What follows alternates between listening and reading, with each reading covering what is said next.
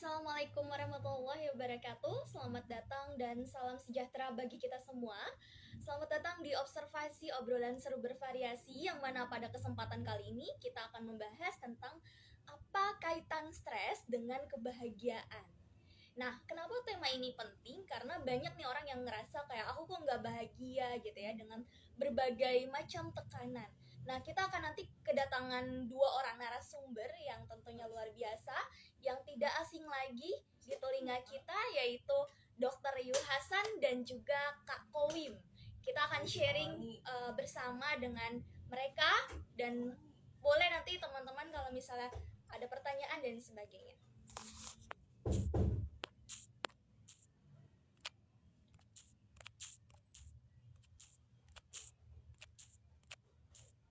Baiklah, ini sudah ada yang bergabung ya. Nanti kita akan bahas tentang stres. Tapi mungkin kita nanti tidak akan lama mengingat masing-masing dari pihak juga memiliki kegiatan lain yang mungkin tidak bisa ditinggalkan untuk malam ini. Tapi mudah-mudahan materi kita, meskipun nanti mungkin sesi tanya jawab akan di skip gitu ya, untuk tidak akan semaksimal minggu-minggu sebelumnya, tapi mudah-mudahan bisa menjadi ajang manfaat untuk kita semua.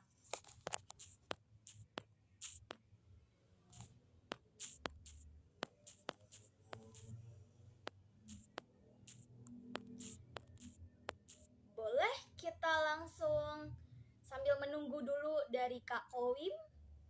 Nanti Kak Kowim juga akan saya undang dan juga Dr.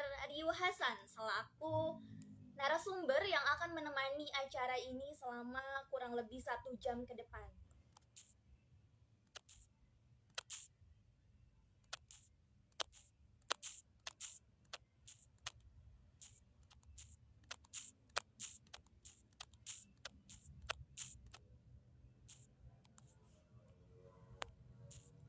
Sambil menunggu Kak Koim dan juga Dokter Yu untuk bisa masuk, boleh teman-teman kiranya menikmati malam-malam pekan ini dengan suasana yang hangat, dengan suasana yang meriah tentunya bersama keluarga gitu ya, bagi yang di rumah.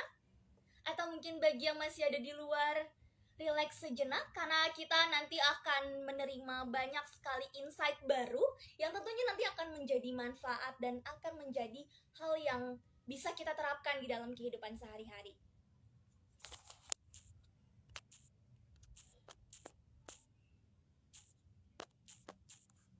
Kita lihat apakah Kak Koim dan juga Dokter Yu sudah bergabung. Nah, ini Kak Koimnya sudah bergabung ya.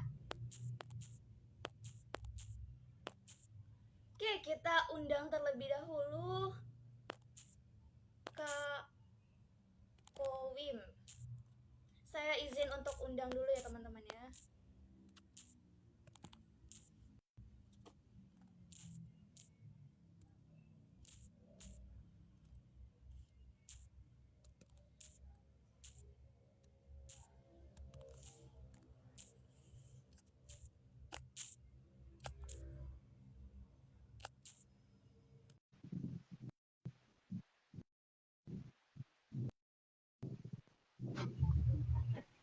Nah, halo Kak Kowim. Oh, halo Apa sudah jelas Rahel. suaraku? Sudah jelas kan? Udah jelas, udah Aman ya? jelas. Ya? Aman, sentosa. Baik. Kita sambil menunggu ini dokdesnya. Kak Kowim Ya, apa kabar nih masih. sebelumnya? Hai Rahel, gimana kabarmu? Sehat? Alhamdulillah sehat.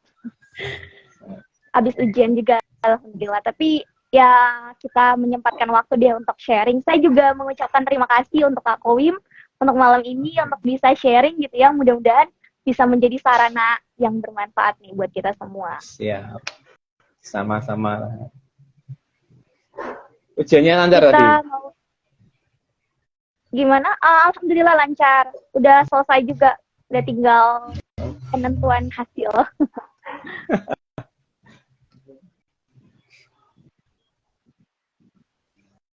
Oke, sebentar ya. Kita mau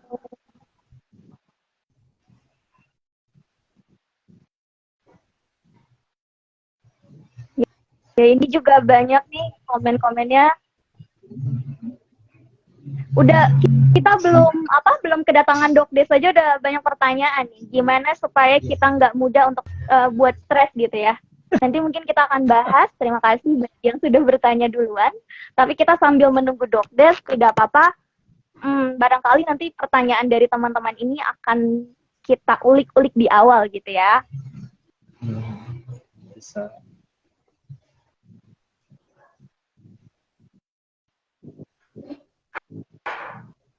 Ini aja Dokdes Coba. belum hadir loh, belum live, belum on. Iya, Online. Dokdesnya belum online. Tapi saya sudah semangat. Gak apa-apa. Yang penting kita sudah sudah masuk karena kan di pukul 20 juga ada kegiatan lagi.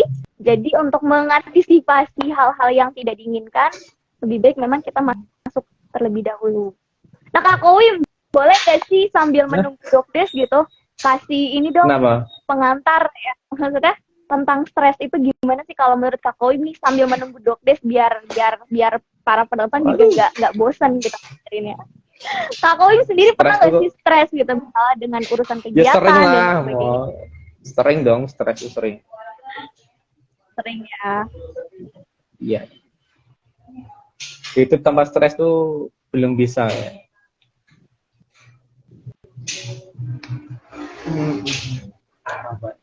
Ini aja. Disuruh cerita apa coba?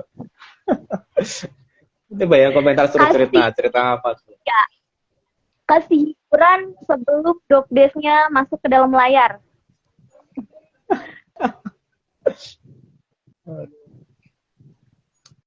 Iya kan banyak stres misalkan kayak tadi mungkin Rahel kan ujian ya. Tadi kan ujian ya kan. Terus ya juga stres juga kan ujian, ada tekanan seperti itu. Kalau saya tuh menganggap stres itu sebagai sesuatu yang positif justru. Jadi nggak selamanya negatif. Tergantung menyikapinya kayaknya ya. Ya kalau stres itu kan memang sebenarnya lebih ke cara kita terhindar dari bahaya kan. Seperti yang dijelaskan oleh Dokdes kayak, ya ini Dokdes sudah hadir. Di invite aja Rahel. Coba aku invite dulu ya, bentar.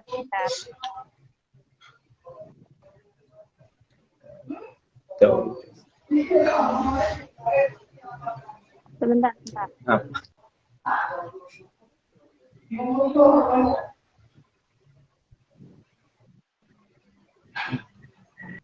Kita undang dulu Dokdesnya.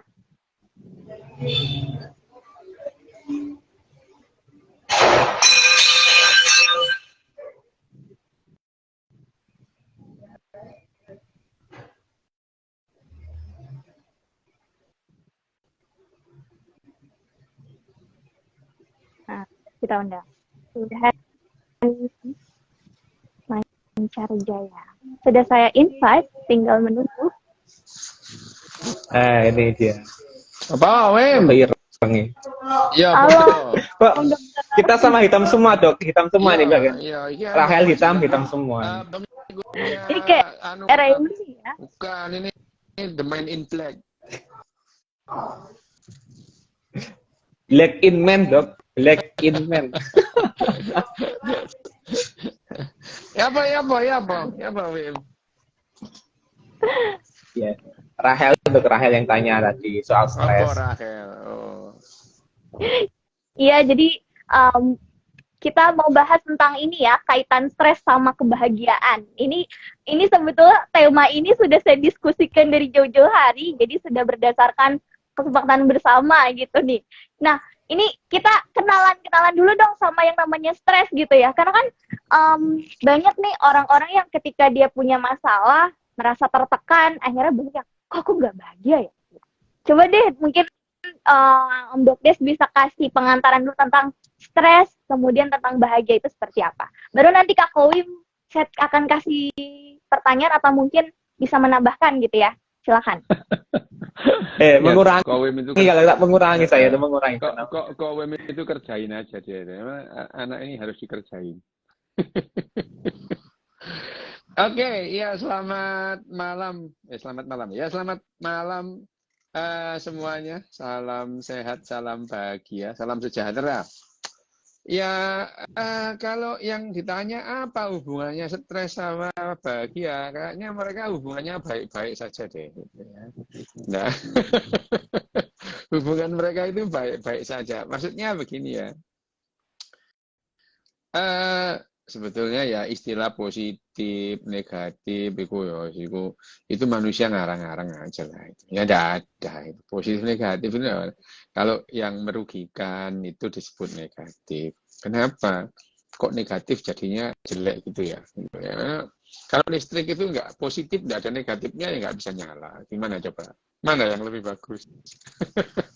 Ini kalau kita ngobrol soal, makanya kita epistemologi itu dibuat manusia itu ya untuk memuaskan manusia itu sendiri. Nah, psikologi itu dalam jangka waktu yang lama itu ya bukan untuk memuaskan pasiennya, tapi memuaskan psikolognya karena rasanya sudah membantu lengkap gitu ya. Pasiennya tetap gendeng atau enggak urusan. Pokoknya psikiater atau psikolognya udah melakukan apa yang harus mereka lakukan. Ya, gitu ya. Jadi ya psikologi itu untuk diri sendiri, bukan untuk orang lain.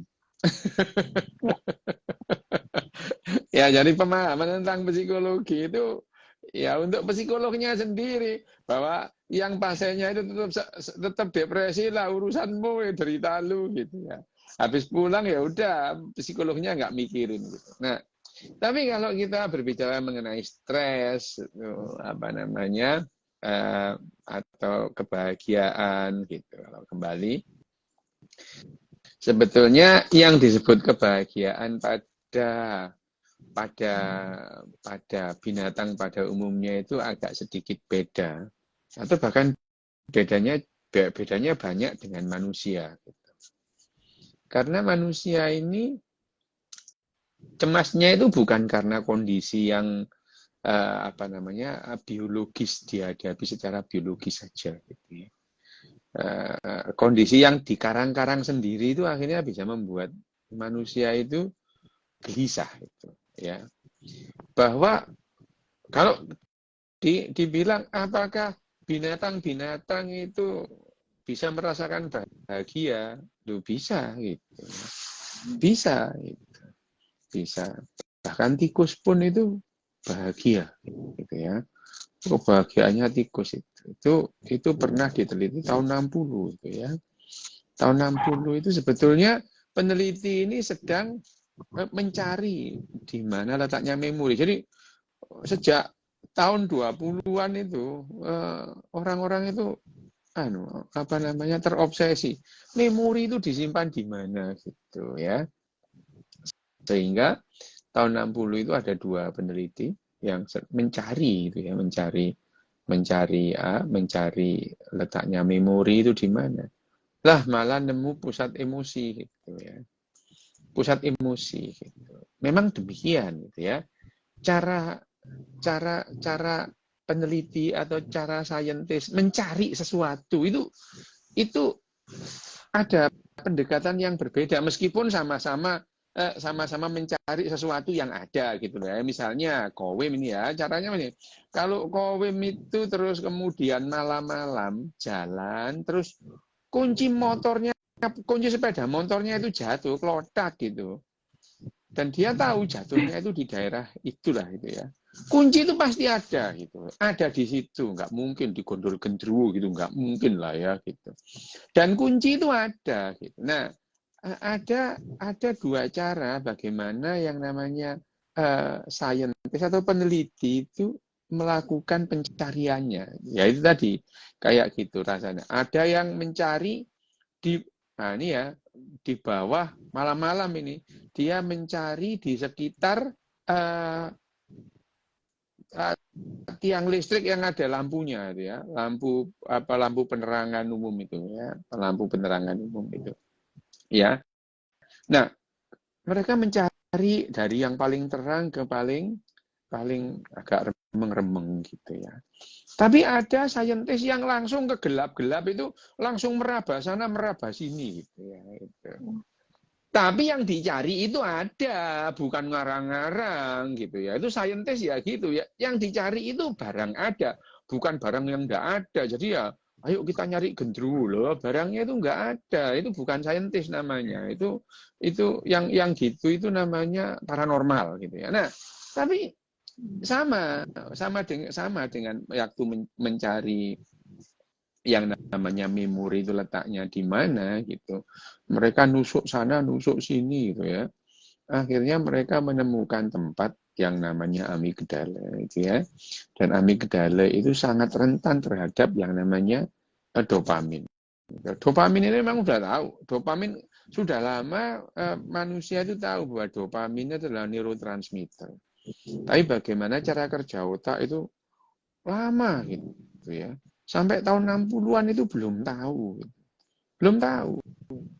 Nah, akhirnya ya itu diketahui pusat emosi. Nah, diketahui pusat emosi ini si peneliti ini memberikan memasang apa namanya? probe itu seperti kawat halus gitu ya di amigdalanya gitu. Nah, amigdala itu terus kemudian diberi pedal gitu, diberi tempat kalau itu dipencet gitu ya, ditekan maka banjir dopamin di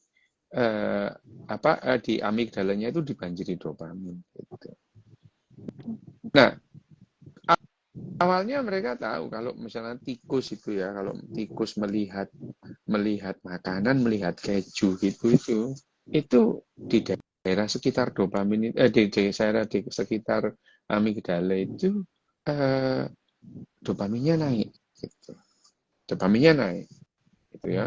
Dan tikusnya itu gembira gitu ya dengan lahap makan gitu.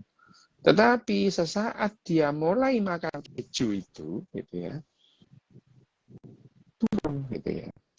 Jadi pada saat dia makan keju itu dopaminnya langsung turun. Kebahagiaan di otak tikus ini hilang gitu. Kebahagiaannya hilang gitu ya. Nah, tapi yang namanya kebahagiaan ini membuat tikus-tikus itu mencoba untuk melakukan lagi karena yang namanya kebahagiaan itu candu itu memberikan kecanduan. Otak kita itu kecanduan perasaan gembira, perasaan bahagia gitu ya. Itu yang diketahui saintis waktu itu. Nah, kemudian saintis itu memasang pedal tadi itu kalau pedalnya dipencet akan banjir dopamin gitu. Lah kok tikusnya itu mencet pedal itu terus itu ya. Mencet pedal itu terus. Dikasih makan itu enggak mau itu. Pokoknya mencet aja. Disuruh milih antara makanan dan kebahagiaan, yang dipilih kebahagiaannya. Itu enggak makan dia itu. Dipencet akhirnya tikus ini mati dalam kondisi bahagia. Mati gembira, euforia sampai mati gitu ya. Euforia sampai mati. Nah, itu yang dinamakan sisi gelap dari kebahagiaan. Kebahagiaan itu bisa membunuh gitu ya.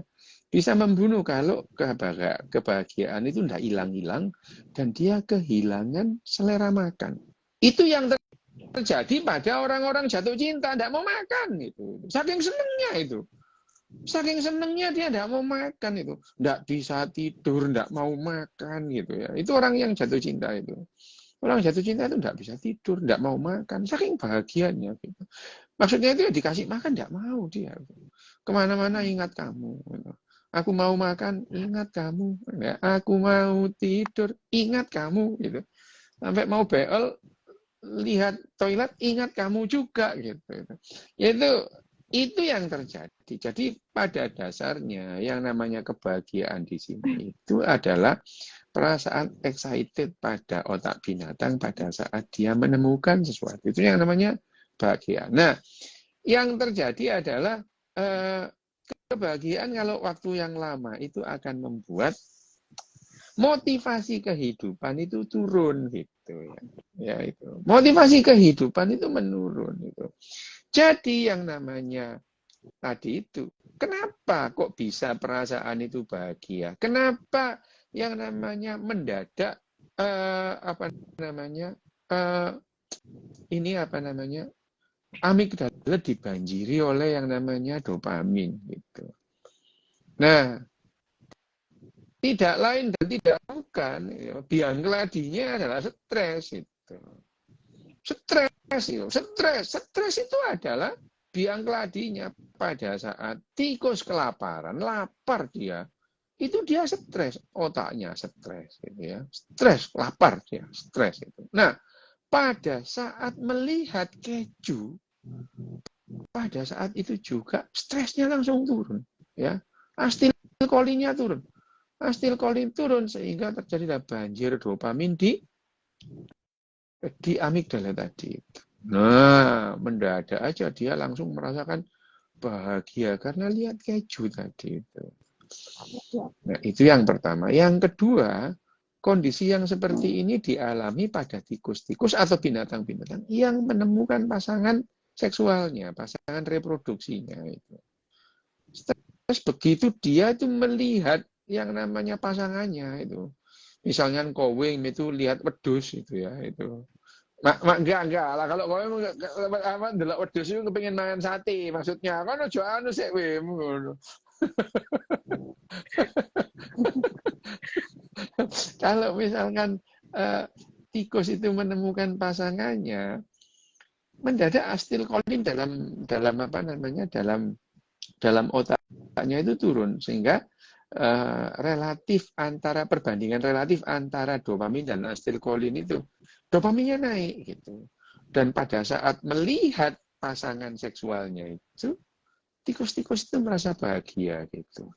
Dan perasaan excited gara-gara ketemu pasangan itu akan hilang setelah sexual intercourse gitu.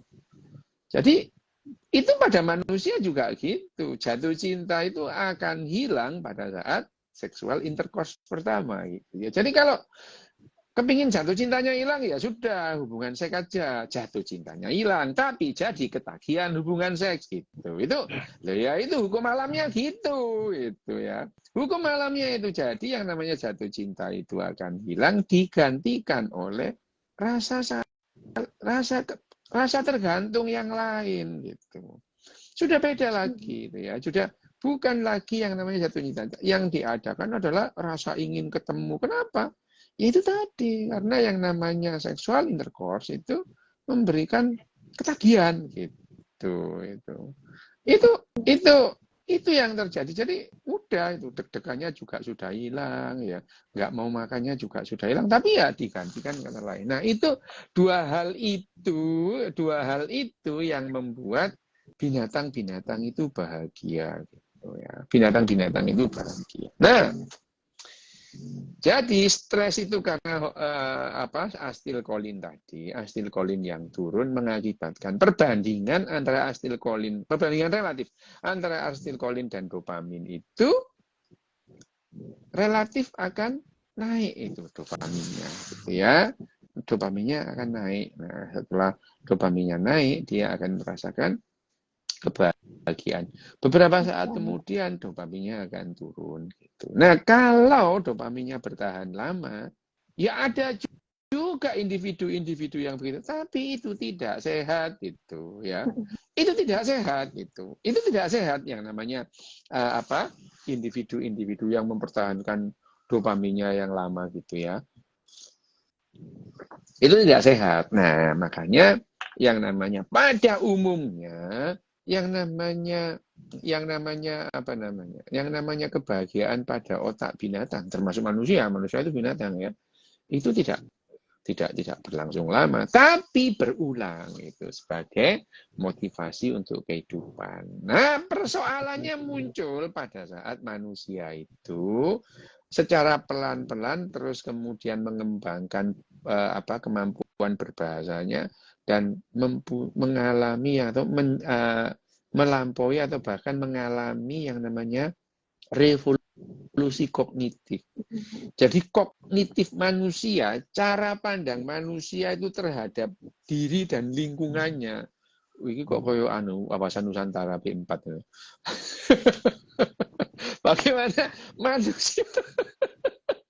Manusia itu memandang manifestasi diri dan lingkungannya. Lah ini kok kayak itu wawasan Nusantara P4.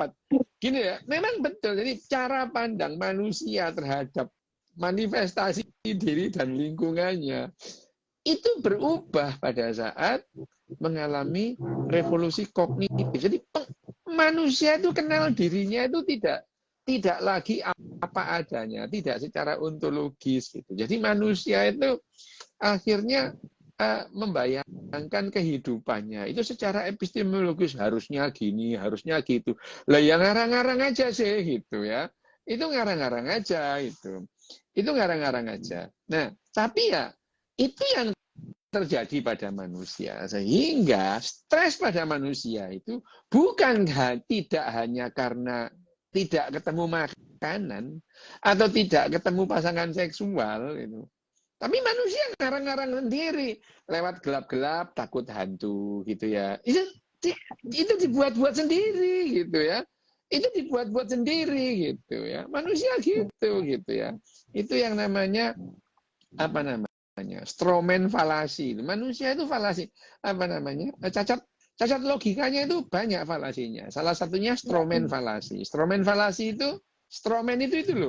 Apa namanya, orang-orangan sawah itu loh ya, orang-orangan sawah itu kan dibuat dari straw, dari apa namanya damen itu straw gitu ya. Itu manusia itu membuat orang-orangan sawah untuk nakut-nakuti burung gitu ya. Tapi akhirnya dia takut sendiri gitu ya itu.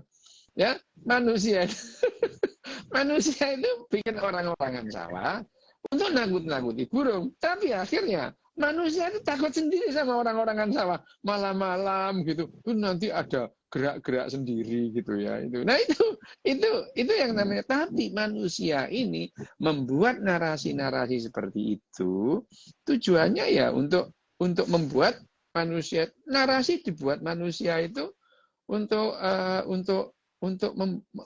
membuat manusia itu makin erat hubungannya, ikatan kelompoknya makin kuat gitu ya. Lah tapi narasi-narasi manusia itu juga membuat manusia itu ketambahan stresnya gitu ya itu. Ya, manusia itu ketambahan stresnya karena dibuat-buat ya. Mereka awalnya memahami yang namanya sungai itu adalah ya untuk mandi, untuk air, terus kemudian mulailah dia ngomong ada hantu penunggu sungai lah ya, jin penunggu sungai lah itu. Dia takut sendiri gitu. Jadi akhirnya manusia itu stresnya tidak hanya tidak menemukan makanan atau tidak menemukan pasangan seksual, tapi banyak itu.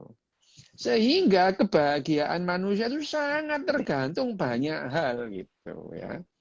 Sangat tergantung banyak hal itu. Tergantung apa? Loh ya, manusia itu apa namanya misalnya, manusia itu tanggal 25 aja nerima apa namanya surat deg-degan ini jatuh tempo apa namanya cicilan deg-degan gitu ada di telepon nggak kenal, waduh ini debt collector ini mau nagih pinjol lo ya. Jadi akhirnya manusia itu banyak yang membuat dia cemas gitu. Ngumpul-ngumpul akhirnya kecemasan manusia itu tidak hanya dikarenakan dua tadi, tapi banyak hal dan itu yang membuat manusia sulit bahagia. Manusia itu sulit bahagia gitu. Manusia itu sulit bahagia. Hanya saja secara evolusioner akhirnya manusia itu juga membuat kesenangan-kesenangan semu itu ya. Itu kesenangan-kesenangan semu itu kesenangan semu itu adalah itu dibangun oleh cara kerja otak manusia itu sendiri gitu ya. Cara kerja otak manusia itu sendiri dibangun oleh kesenangan. Misalnya mimpi itu ya. Mimpi manusia itu tugasnya adalah mendelete atau menghilangkan memori-memori yang tidak enak. Itu salah satunya. Sehingga manusia itu membuat akhirnya manusia itu lebih ingat kepada hal-hal yang menyenangkan dibanding hal-hal yang tidak enak. Itu udah jelas itu. Oke, Kowem itu kalau ingat SMP-nya itu ingat-ingat yang enak, padahal dia itu nggak suka sekolah itu. Mulai masuk udah kepingin keluar aja, kepingin bel aja. Ini kapan sih ganti pelajarannya, belnya kapan ini ya itu. Tapi sekarang kalau dia ingat-ingat SMP, ingatnya ya sama mbak itu yang digodain dia, tapi mbaknya nggak mau itu ya. Sama-sama mau sih sebetulnya. Kowe mau beneran, mbaknya mau muntah itu. Itu dulu itu. Terus no, Ya. Dok. Terus ke. Lah itu namanya sama-sama mau, Mem. Kamu mau beneran, arek mau muntah itu ya. Itu ini sekedar pendahuluan mengenai kenapa manusia itu sulit bahagia dan akhirnya kebahagiaan manusia itu tergantung populasi gitu ya.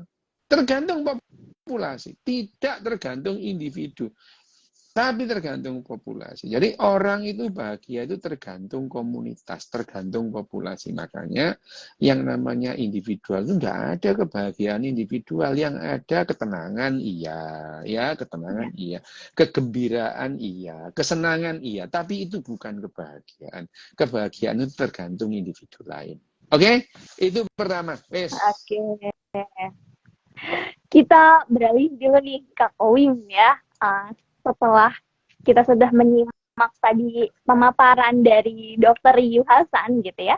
Kalau menurut Kak Owim sendiri nih, apa sih hal yang misalnya kan kadang ada orang yang sering ngerasa aku tuh nggak puas ya sama kehidupan gitu. Terutama nih misal anak-anak muda deh, pada generasi-generasi muda yang kadang-kadang kalau lihat temennya upload di media sosial ada rasa iri atau ada rasa ketidaksukaan tersendiri.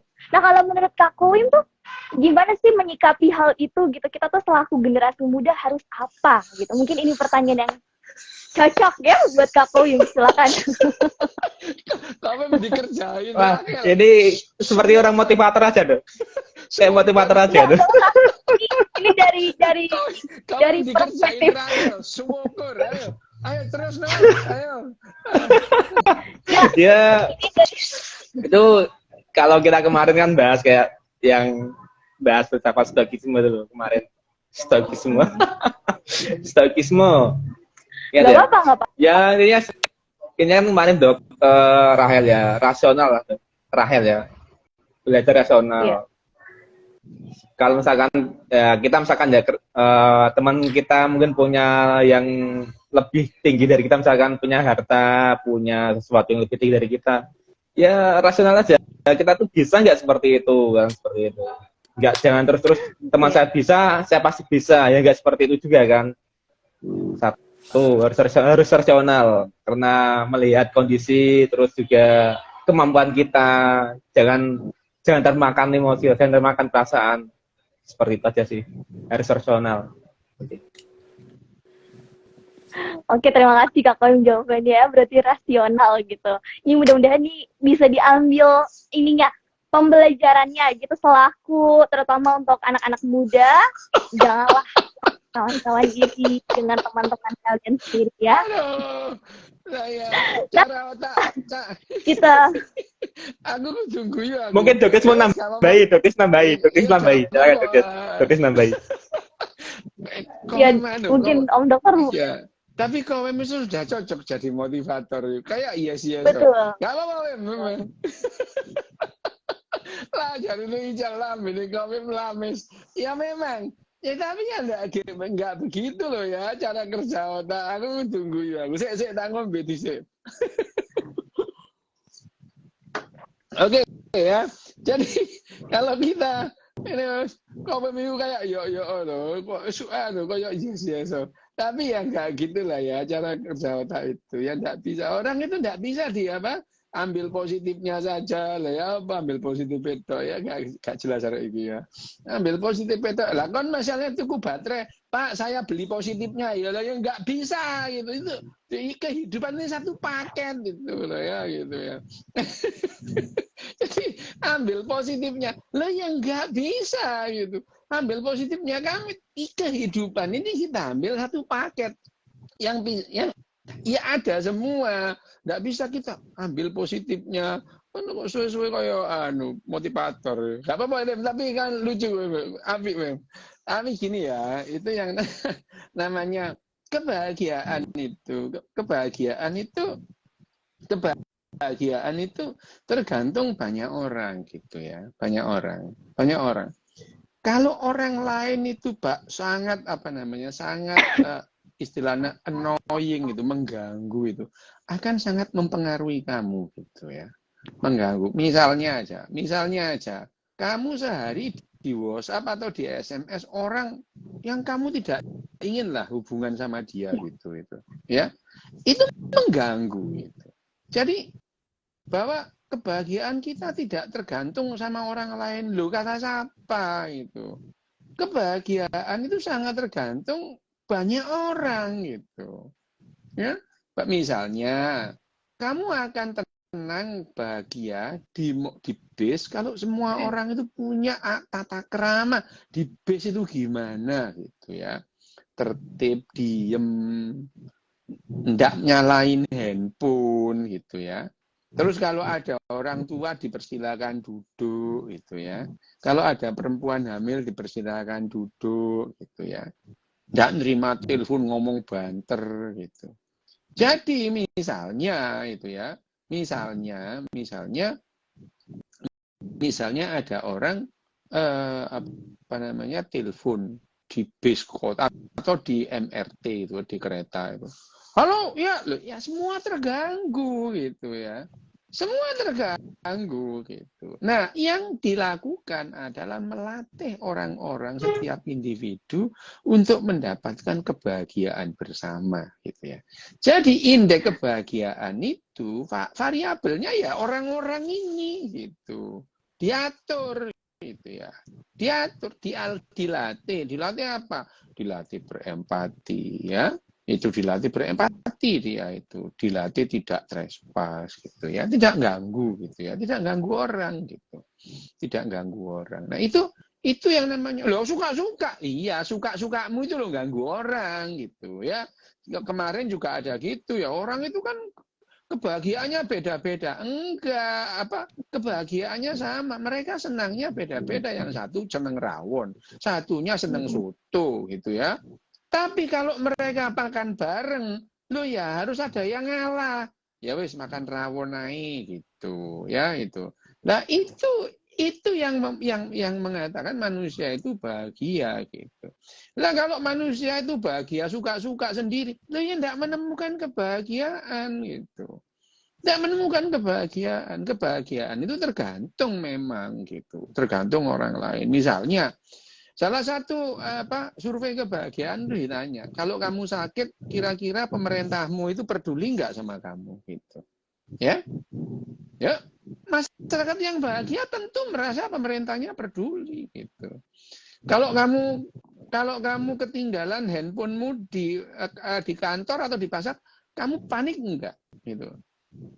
Mereka bilang nggak panik gitu. Loh, ketidakpanikan orang yang kehilangan handphone itu memerlukan seluruh komunitas itu tidak memegang barangnya orang lain gitu ya, tidak trespass itu ya, tidak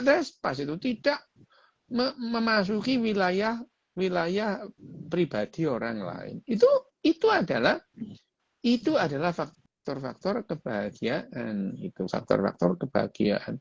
Bahwa semua orang itu mempunyai kegemaran, kesenangan, lah iyalah ya gitu. Misalnya Kowim suka dangdut, nyetel dangdut, tipnya dibawa kemana-mana itu ya, tipnya dibawa naik bis, nyetel lagunya Ida Laila, siksa kubur lah ya, orang habis takut semua gitu dengerin siksa kuburnya Kowim gitu. Nah ini adalah Kowim itu membuat ketidakbahagiaan itu, ketidakbahagiaan pada semua orang. Nah jadi kalau kamu itu membuat orang lain tidak tenang itu, ketahuilah kamu itu adalah sumber ketidakbahagiaan dalam komunitas itu. Dia itu loh bikin orang tidak tenang itu ya. Wah, orang di WhatsApp nggak balas WhatsApp, di WhatsApp lagi. Wah. Loh kamu itu ya ngerti yo kalau WhatsApp nu nggak dibales, iku wis lah yo. Wes kapan-kapan naik kalau wis bales orangnya mau bales, nah itu gitu. Itu yang begitu-begitu itu tidak diajarkan tapi dilatih gitu ya. Itu dilatih gitu. Dilatih. Nah, makanya itu yang namanya manusia itu tergantung kebahagiaan tergantung individu lain. Entah itu orang, entah itu anjingnya. Manusia berdua dengan anjing dia bisa bahagia bareng gitu ya. Tapi kalau kesenangan ya sendiri. Karena dengan anjing itu manusia itu malah dia itu mencarikan apa makanan gitu ya.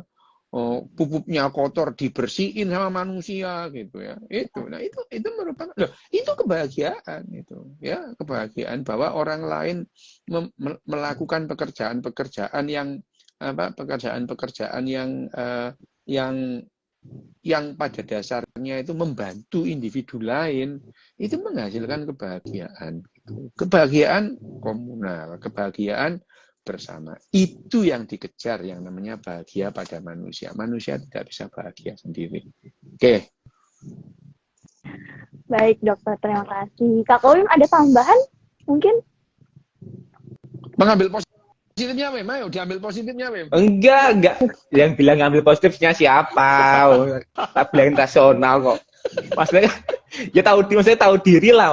Masa mau iri sama orang yang kayak dokternya tahu diri lah. Maksudnya, nggak mungkin aku iri dengan dokter kan, nggak mungkin. Lo, lo tahu diri itu juga perlu latihan, Wem. Tahu diri lalu banyak. Ya iyalah, latihan dok, bener latihan. Nah, bener. itu tahu diri lalu. Orang itu kalau nggak tahu diri ya dikasih tahu ya tetap nggak tahu diri gitu. Ya, Wem, ambil positifnya, Wem. Ini otakku negatif semua, Dok. Di otakku negatif semua.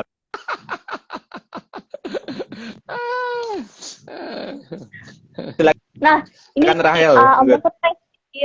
Saya sedikit ada satu poin yang menarik buat saya gitu. Yang Om Dokter bilang bahwa kebahagiaan itu kata siapa kalau ada mungkin statement orang yang bilang kalau kebahagiaan itu tidak tergantung sama orang lain dan sebagainya. Tapi ternyata kan pada realitanya tidak begitu gitu ya. Nah, sekarang begini, mungkin banyak orang yang di dalam hidupnya itu pasti ada satu kayak tadi nih Om Dokter misalnya bilang distraksi gitu ya atau gangguan-gangguan tersendiri. Cuma kadang-kadang sebagian orang pasti nyaranin gini, udahlah abaikan saja gitu, abaikan saja. Nah sebetulnya ketika kita sedang, nih saya mungkin bisa mewakili teman-teman ya, ketika kita sedang mengalami gangguan dari luar, entah itu dari orang asing ya, misalnya baik berupa perkataan ataupun perbuatan yang mungkin membuat kita ada tekanan gitu ya, atau membuat kita mungkin merasa sakit gitu, merasa sakit secara psikologis. Nah, apakah bagaimana sih kita bisa menghadapi ini? Karena banyak orang yang bilang, udah jadilah orang yang tuli akan semua itu, artinya masa bodoh gitu. Nah, kalau menurut Om Dokter nih gimana gitu? Karena kan kita mungkin tidak bisa mengontrol apa yang terjadi di luar ya. Nah, silakan nih Om Dokter. Ya, memang benar. Banyak hal-hal yang di luar kendali kita, ya. Ya, betul. Ada hal-hal yang dalam kendali kita penuh. Perilaku orang itu di luar kendali kita. Menyikapi perilaku orang itu full dalam kendali kita. Gitu. Tapi kendali kita ini pun tidak lantas terus kemudian ada demikian saja gara-gara nasihat. Nggak bisa gitu. Abaikan saja gitu. Orang yang biasa ngurusin orang lain nggak akan bisa mengabaikan begitu saja gitu. Lah sembarang kamu urusin, bajunya orang kamu urusin, orang nggak sembahyang kamu urusin. Gitu itu orang yang model begini tidak bisa dikatakan udah abaikan saja, nggak penting banget dalam hidupmu. Ini nggak bisa, orang mereka dia biasanya resek kok, semua diurusin gitu. Nah, untuk mengabaikan hal-hal yang tidak penting bagi dirinya, orang itu mesti paham mana wilayah privat, mana wilayah publik gitu. Jadi orang yang sudah terbiasa membedakan masalah privat dan publik, dia tidak menghiraukan apa kata orang tentang pribadinya dia gitu itu. Ya, tentang pribadinya dia. Jadi karena dia juga tidak ribut dengan pribadinya orang lain. Nah, pada saat ada orang seperti itu, udah abaikan saja gitu. Nggak usah dikasih tahu. Orang yang terbiasa dari kecil berlatih untuk tidak mengikuti atau tidak mencampuri privasi orang lain, otomatis dia menganggap itu nggak penting banget, itu kan urusanku. Diem dia, tidak berkomentar gitu ya. Itu dia tidak komentar. Nah itu dia yang namanya sudahlah ya, sudah abaikan saja omongannya dia itu.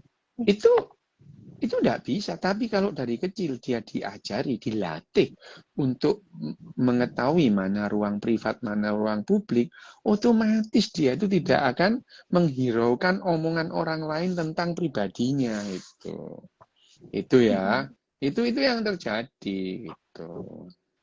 Nah, masyarakat seperti ini itu emang benar-benar gitu. Bahkan misalnya yang pernah saya sering pakai contoh itu, kalau di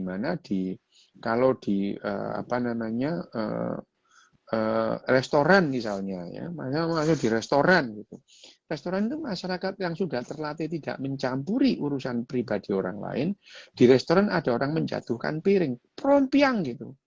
Mungkin dia kaget ya, tapi dia akan berusaha memalingkan wajahnya, nggak melihat itu. Karena itu udahlah ya, itu urusan individual, urusan pribadi, bukan urusan bareng-bareng gitu ya.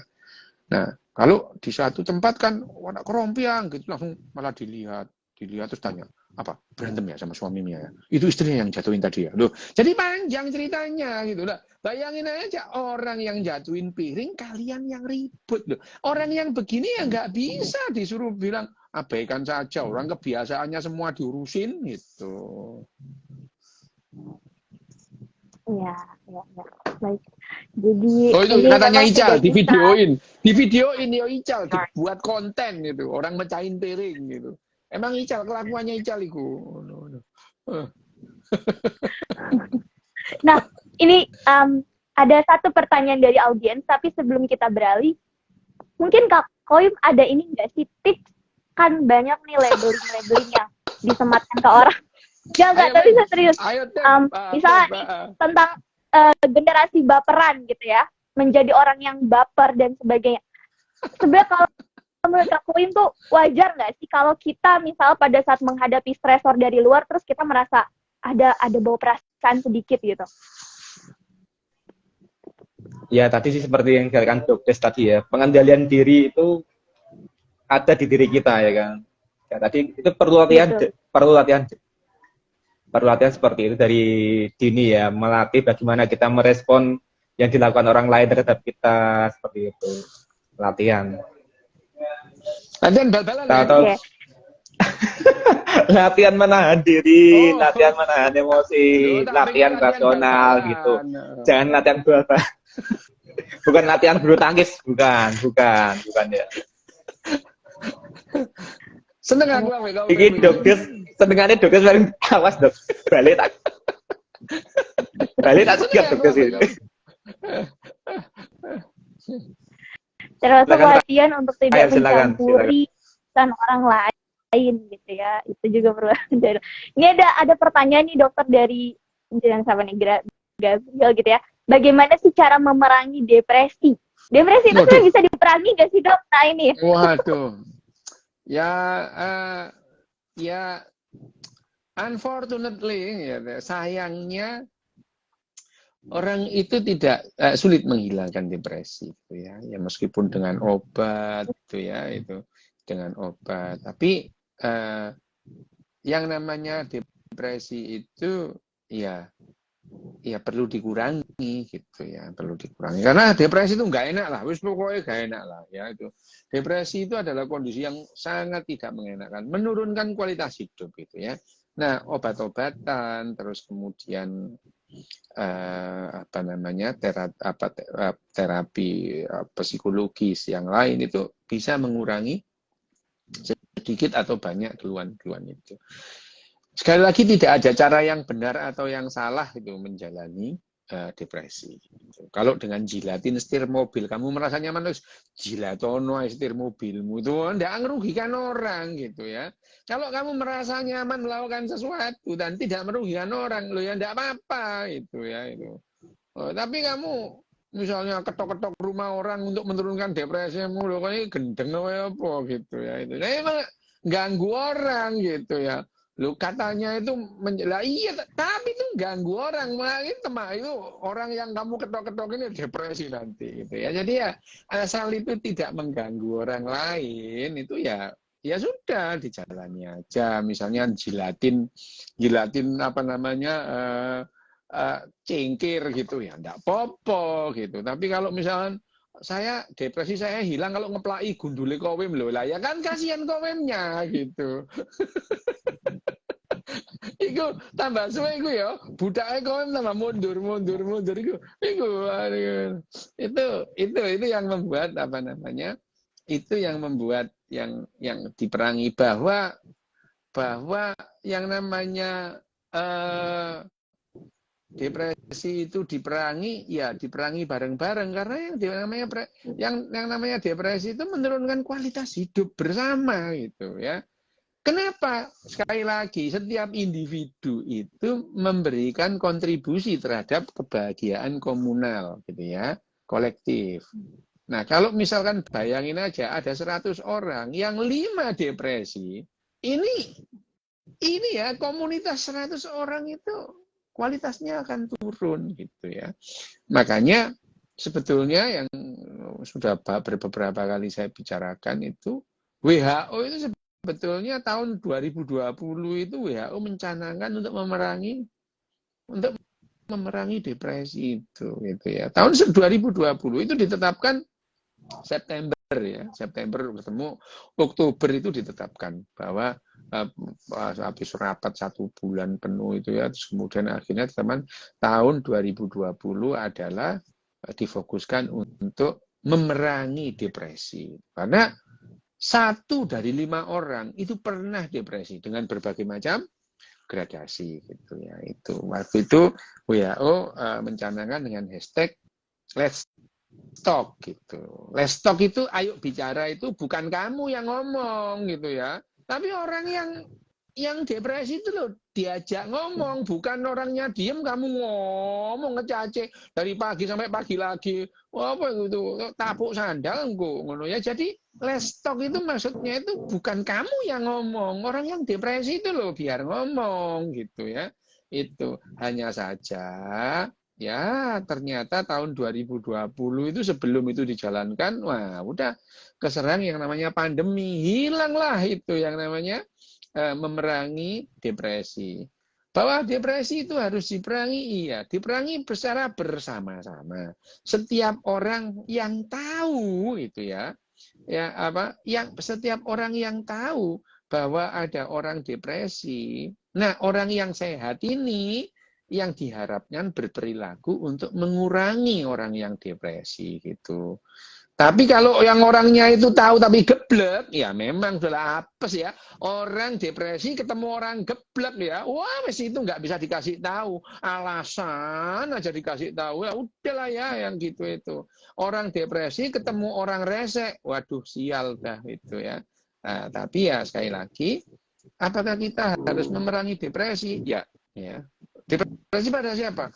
Pada siapapun. Depresi harus diperangi. Kalau ada orang depresi, kalau kamu tidak bisa membantu, gitu ya, paling tidak kamu jangan menyulitkan, gitu, ya, gitu. Kalau kamu tidak membantu, jangan menyulitkan, gitu. Sudah bantu enggak ngerepotin, hari iki, gitu ya, itu. Jadi itu yang namanya depresi. Apakah depresi itu ada hubungannya dengan kebahagiaan? Iya, itu ya. Depresi itu sangat berpotensi menurunkan kebahagiaan, sangat berpotensi, gitu ya. Itu sangat berpotensi menurunkan kebahagiaan. Bahkan ada orang yang tidak bisa tersenyum seumur hidupnya. Contohnya adalah Abraham Lincoln itu seumur hidupnya nggak pernah tersenyum. Dia dalam kondisi sedih luar biasa. Tapi sekali lagi loh ya, tidak semua depresi itu sedih. Orang, oh kamu ngaku depresi, kamu cengingas-cengingis gitu kok loh. Orang depresi dan gembira bisa terjadi pada saat yang sama. Gitu ya. Dan itu yang membuat seringkali orang itu dianggap ini sebenarnya orang ini nggak apa-apa itu. Wah, kita melihatlah wajah-wajah riang dari yang namanya Whitney Houston, Marilyn Monroe, Robin Williams. Itu wajahnya riang terus. Kita nggak pernah lihat mereka itu sedih. Bunuh diri mereka karena depresi gitu ya. Ya, jadi kalau kita memerangi depresi dari diri kita adalah ya tadi. Tapi memang kalau orang tidak dilatih untuk tidak dilatih untuk untuk peduli gitu ya, resek, dia nggak paham bahwa dia itu resek gitu ya, itu. Dan orang depresi hidup di Indonesia, walah wis lah ya, sial, udahlah sial berkali-kali lah, udah jatuh ketimpan tangga lah orang depresi di Indonesia itu, semua itu akan memperberat depresinya. Kira-kira gitu, Raquel. Baik. Terima kasih atas jawabannya. Ini Om Dokter juga nanti akan siap-siap lagi nih kayaknya ya. Mau live lagi. Jadi teman-teman kalian aja udah ya. Sama Ibu SWD KLLJ. Sumbangan wajib Ya. dana kecelakaan lalu lintas jalan. Namanya singkatan loh, Dani itu. Dani itu loh namanya singkatan. SPKDN. Wah, Dani itu singkatan namanya. SWD KLLJ. Sumbangan wajib dana kecelakaan lalu lintas jalan gitu. Nah, ya kita langsung ini aja deh ke poin kesimpulan ya. Dan saya juga mohon maaf kalau ada beberapa hal yang mungkin orangnya nama ini orangnya SBD KLLJ. Oh iya, datang nih Bu Kusuma Wardani.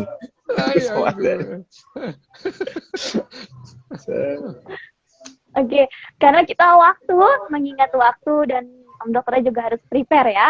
Nah, kita kasih ini dulu deh poin kesimpulan sedikit gitu. Kira-kira apa yang bisa kita simpulkan nih dari pembahasan hari ini? Mungkin entah itu Kak Kowim atau Om Dokter bisa sampaikan ya. Terima kasih. Biar Kowim aja, biar Kowim. Enggak, Dokdes aja, Dokdes. Dokdes aja ya.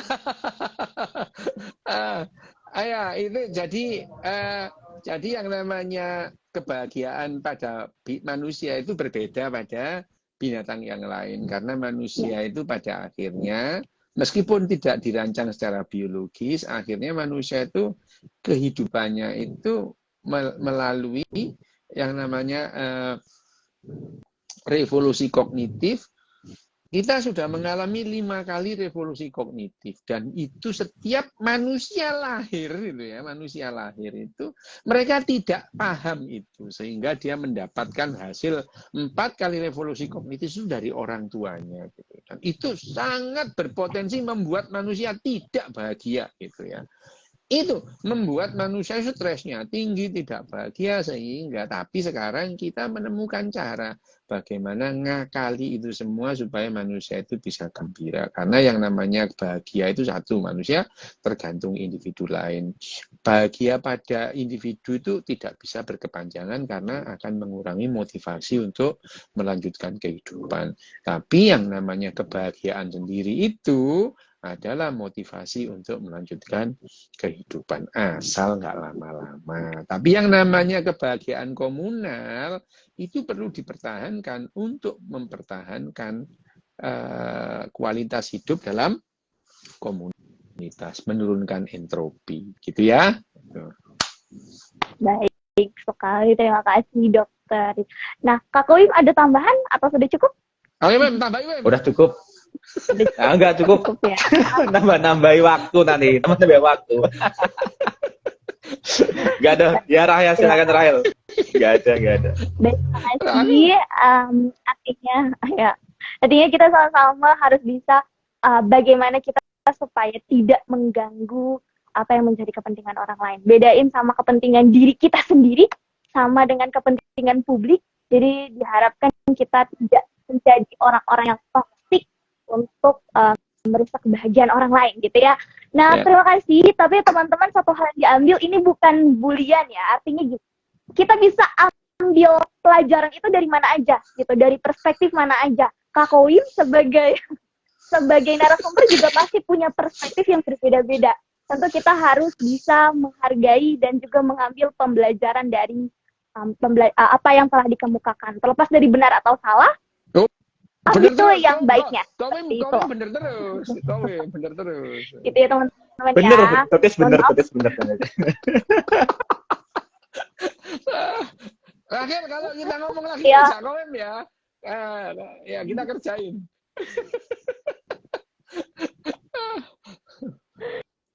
Baik teman-teman, Nggak cari elek, Dokes. diambil ilmunya, diambil yang baik-baiknya ya. Nah, terima kasih buat Om Dr. Yu Hasan dan juga Kak Koim yang sudah bergabung di sini gitu ya. Mudah-mudahan bisa next time kita bisa ketemu lagi di tema-tema yang berikutnya seperti itu. Terima kasih juga buat teman-teman semuanya. Mohon maaf saya tidak bisa menyapa satu persatu. Kita undur diri. Terima kasih. Saya tutup acara ini. Om Dokter silakan. Kak Koim.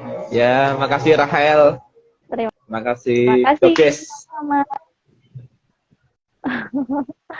Terima kasih teman-teman. Diharapkan ini jangan dijadikan bahan apapun ya. Ambil aja yang baiknya seperti itu. Terima kasih. Wassalamualaikum warahmatullahi wabarakatuh.